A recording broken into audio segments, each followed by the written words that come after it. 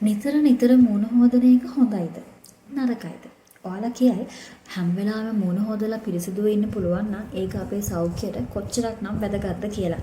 නැහැ. මං කියනවා ඒකෙන් ඔයාගේ හමට හානි වෙනවා කියලා. මොකද ඔයාගේ හමේ තියෙනවා හිතකර තෙල්. ඔයා නිතර නිතර මුණ හොදද්දී ඔයාගේ හමේ තියෙන හිතකර තෙල් ඉවත් වෙනවා. එතකොට ඒ හිතකර තෙල් වලින් කරන්නේ ඔයාගේ හම බැක්ටීරියා ආසාදන වලින් ආරක්ෂා කරනවා. ඒ වගේම ඔයාගේ හමේ pH අගය සමතුලිත කරනවා. ඉතින් මේ හිතකර තෙල් ඔයාගේ ශරීරයේ සමෙන් ඉවත් වුනහම ඔයාගේ හම අවදානමකට ලක් වෙනවා. බැක්ටීරියා ආසාදන වලට ලක් වෙනවා. ඉතින් හම වියලි තත්යකටපත් වෙනවා. තද ගතියක් ඇති වෙනවා. ඒ වගේම ඉක්මනින් සංවේදී වෙනවා. ඉතින් මම කියන්නේ ඔයා දවසට දෙපාරක් මූණ හේදුවාම හොඳටම ඇති.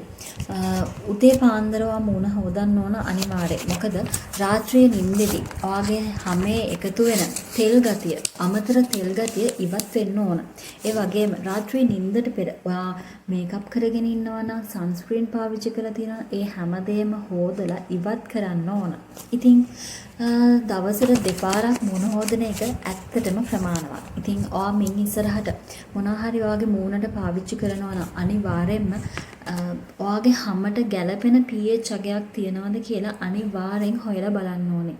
ගොඩක් සැර සුවඳවල් තියෙන සැර සබන් ಜಾති පාවිච්චි කරන එක නවත්තන්න. ඉතින් මං හිතනවා මේක ඔයාලට ගොඩක් වැදගත් වෙයි කියලා. හැමට ආදරය කරන ලස්සනට ඉන්න කැමති හැමෝටම මේක වැදගත් වෙනවා. ඉතින් ලයික් කරන්න, කමෙන්ට් එකක් දාන්න, අනිත් අයවත් දැනුවත් කරන්න, ෂෙයා කරන්න අමතක කරන්න එපා. ඉතින් රශ්විත් හෙල්ත් ටිප්ස් YouTube channel එකත් එක්ක දිගටම නැඳිලා ඉන්න. මේ වගේ වටිනා ටිප් එකක් අරගෙන මම ආයෙත් එනවා.